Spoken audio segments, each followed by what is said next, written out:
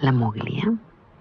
Este programa que está dedicado a un tema que yo creo que debería haber sido el primero de todos los programas que hemos hecho en la vida. ¿Cómo elegir pareja? Híjole, es como el premio de los 64,000, La Moglia. Sí, millones de dólares. Sí, y no debería ser porque, pues en la hipótesis, en la teoría resulta como lógico y como sencillo el decir o enunciar o definir cómo podría ser el proceso de selección de la pareja. Pareja en castellano, pues es un término que proviene obviamente de la palabra par, nuestro igual, con el que nos identificamos, el que piensa, siente o hace lo mismo, nuestro gemelo. O parecido. O nuestro parecido también. Parecer viene de par. Y pues la pareja en esos términos pudiera ser simplemente el que es como yo. Pero esto resulta a veces exactamente al revés, y en muchas ocasiones pareciera que la pareja o el aparente par resulta ser exactamente distinto o lo opuesto, como es el caso o son los casos de algunas parejas famosas mientras lo fueron. La más famosa quizá de ellos, y no eran homosexuales, eran dos hombres. ¿Quiénes? Que caminaron y deambularon juntos, uno aprovechando la locura del otro, el gordo y el otro pasándoselo bastante. No. Viruta y Capulina. Don Quijote y el Santo y Solín. Sí. Ah, muy bien. Sí, que forman una dicotomía, una pareja de una relación donde los contrastes, donde los complementos vienen a ser precisamente el origen de su unión. Entonces, en términos de la conducta humana, la búsqueda de la pareja, que ya no tiene que ver con la definición, resulta muy complicada, porque la condición humana, tan elástica, tan dúctil, y a veces tan poco apegada al sentido común, pues nos lleva a la revisión del por qué lo que nosotros considerábamos en teoría fácil, pues escoger al igual, es muy sencillo, es nuevo, o ese es como sea, y por qué en la práctica resulta casi imposible. Circunstancia que no se da, y no se da por razones biológicas también entendibles, con una mínima información, no se da entre los animales superiores inclusive. Está tan bien definido el género, el subgénero, el filum, el subfilum, la familia, o el grupo, ¿Qué es el filum, o el subgrupo. No, en la clasificación, en botánica o en zoología, son clasificaciones de los organismos vivos por sus características. Por ejemplo, los canes pertenecen a la familia de los cánidos y a la vez puedes tú calificarlos por raza, por tamaños, por colores, por hábitat, etcétera, que es lo que va determinando algunas peculiaridades que hacen que, por ejemplo, un tigre de Siberia no sea igual que un tigre de Bengala, o que hacen que un ganso canadiense no se parezca a los gansos diferencias, autóctonos o a los de Europa. Pero en el caso de los animales, la unión sí se da exclusivamente entre iguales, sí se da entre pares. Y esto hace que las uniones entre pares no causen disfunciones familiares. Si bien los chimpancés o los mandriles o los gorilas tienen pleitos entre sí, y las hembras de estos animales superiores están bastante dotadas para la beligerancia, para el pleito, para la guerra, para las peleas entre sí. En términos de relación de pareja, la hembra que se va a parear con un macho de gorila o de chimpancé o de mandril pertenece a la misma familia, al mismo género, al mismo orden y al mismo grupo. No hay manera de equivocarse, ni la mandrila se va a parear con el gorila, ni la chimpancé con el mandril. Hay una ubicación exacta y correcta de lo que es el par.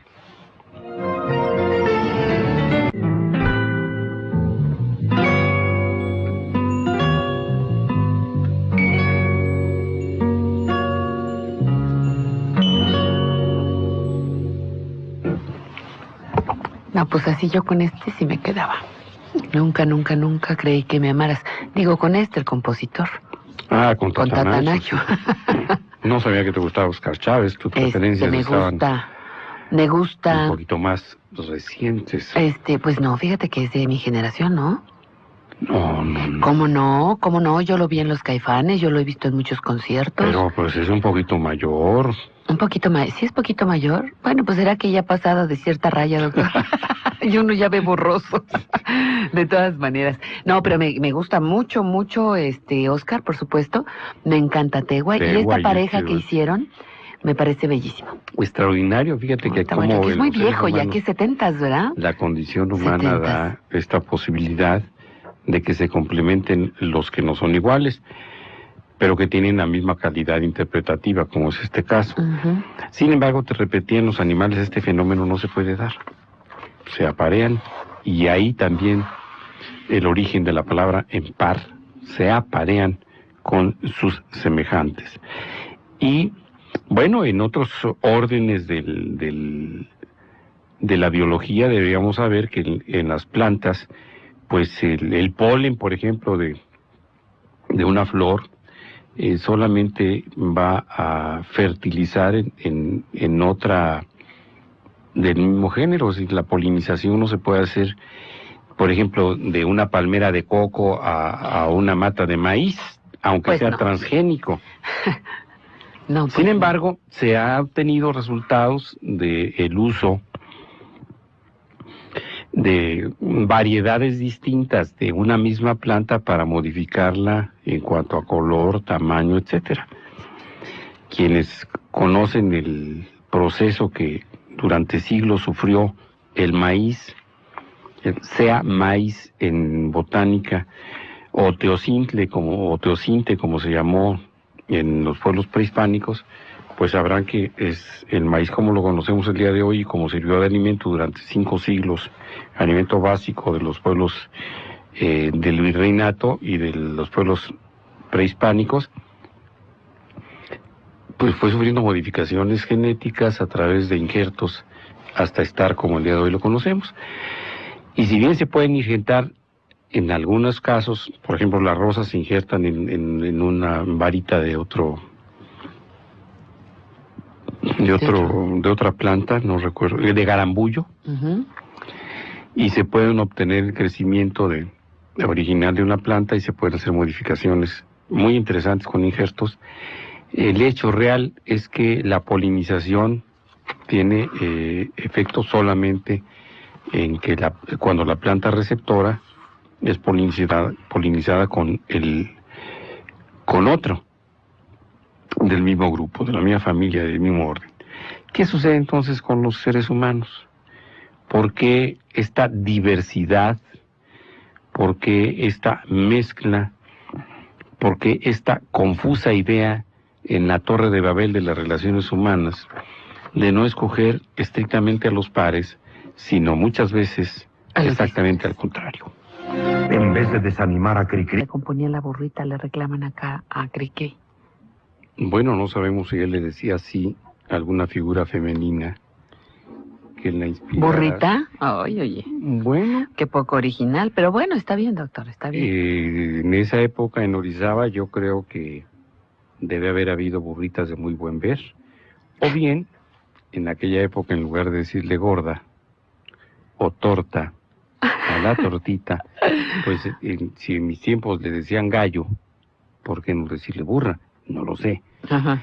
Pero lo que sí es claro es que de la misma manera que nos parecería absurdo que un ser humano se enamorara de un burro o una burra, de la misma manera le parece absurda la naturaleza y por lo tanto no se da el apareamiento entre especies distintas.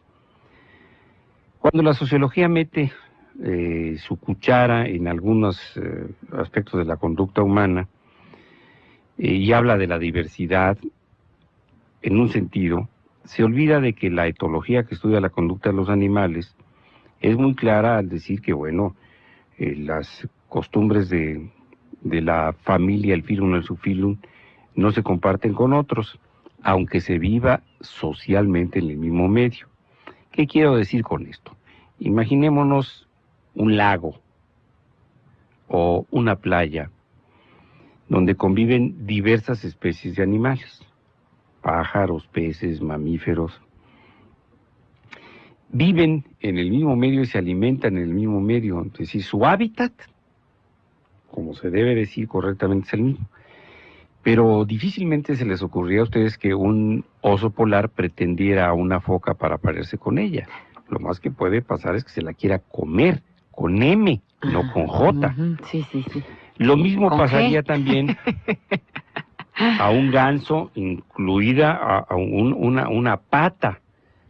En teoría los gansos se van a parear con las gansas. Y, bueno, pues en el mismo medio, un pez de determinadas características pondrá, si es hembra, sus huevecillos que serán fecundados solamente por el esperma de un pez de la misma especie. No nos imaginamos tampoco en una casa de las que yo recuerdo en mi niñez al perro fecundando a la gata, en el buen sentido de la palabra, porque en aquella Con época F. había perros y gatos, palomas y gallinas, y pues los palomos no se atrevían a pisar a las gallinas, y menos existían huevos de esa supuesta relación. ¿Por qué los seres humanos sí? ¿Qué nos pasa? ¿O qué sucede dentro de la mente de los humanos desde hace muchos siglos que no buscamos a los pares, sino precisamente a los que no lo son? Ernesto, ¿por qué dices que hay que buscar? No entiendo, en este asunto de la pareja, buscar tus pares, ya me quedó claro lo del gato y el perro, y el oso polar y la abejita, ok, está bien, ya lo entendí, pero me da la sensación que buscar a tu alma gemela es erróneo en la búsqueda de la pareja. ¿O qué querías decir? Bueno, es que el alma no es biológico, no es biológica, pero la conducta sí, y la antropología, el antropomorfismo, las características con las que el ser humano crece, pues dependen también de factores incambiables, como son, por ejemplo, la raza, el color de la piel, el biotipo, etcétera. Uh-huh. Porque ahí sí se pueden casar un negro con una blanca, un amarillo con un verde, un azul, vamos a tratar de ver con un rojo. En la selección de pareja nos apartamos de la biología por diversas razones históricas. Con muchísimo interés, el día que ustedes se den la oportunidad, van a leer cómo aquello que aprendimos en la primaria del hombre primitivo ha cambiado radicalmente en su concepto y en su descripción desde hace algunos años. Por ejemplo, se nos enseñaba que los primeros hombres eran los Pithecanthropus, de los Pithecanthropus se pasaban a los neandertales, y de los neandertales al Cro-Magnon, y después ya a los seres humanos como los conocemos en esta época. Sin embargo, las teorías evolutivas cambiaron con los descubrimientos de la paleontología, y pues ahora sabemos que el ser humano probablemente resultó de una fusión muy diversa de lo que en algún momento fueron los monos superiores, y que el Australopithecus no se parece al hombre de Java, y que el hombre de Java no tiene las características que han encontrado en los restos de los fósiles los restos fósiles en África, en fin, que parece que venimos de muchas corrientes de diversos antropoides, que dan en alguna época, hace miles de años, pues a dos grupos humanoides con características muy distintas o nuestro parecido también. Parecer viene de par. Y pues la pareja en esos términos pudiera ser simplemente el que es como yo. Pero esto resulta a veces exactamente al revés, y en muchas ocasiones pareciera que la pareja o el aparente par resulta ser el decir o enunciar o definir cómo podría ser el proceso de selección de la pareja. Pareja en castellano pues es un término que proviene obviamente de la palabra par, nuestro igual, con el que nos identificamos, el que piensa, siente o hace lo mismo, nuestro gemelo. O parecido. Exactamente distinto, o lo opuesto, como es el caso, o son los casos de algunas parejas famosas mientras lo fueron. La más famosa quizá de ellos, y no eran homosexuales, eran dos hombres. ¿Quiénes? Que caminaron y deambularon juntos, uno aprovechando la locura del otro, y El gordo y otro el flaco. pasándoselo bastante. No, Viruta y Capulina. Don Quijote No, y Sancho el Santo y Panza, Solín. sí. Ah, muy bien. Sí, El que santo, digo, forman Calimán. una dicotomía, una pareja, una relación donde los contrastes, donde los complementos vienen a ser precisamente el origen de su unión. Entonces, en términos de la conducta humana, la búsqueda de la pareja, que ya no tiene que ver con la definición, resulta muy complicada, porque la condición humana... La moglia. Este programa que está dedicado a un tema que yo creo que debería haber sido el primero de todos los programas que hemos hecho en la vida. ¿Cómo elegir pareja? Híjole, es como el premio de los 64,000, la moglia. Sí, millones de dólares. Sí, y no debería ser porque, pues en la hipótesis, en la teoría resulta como lógico y como sencillo el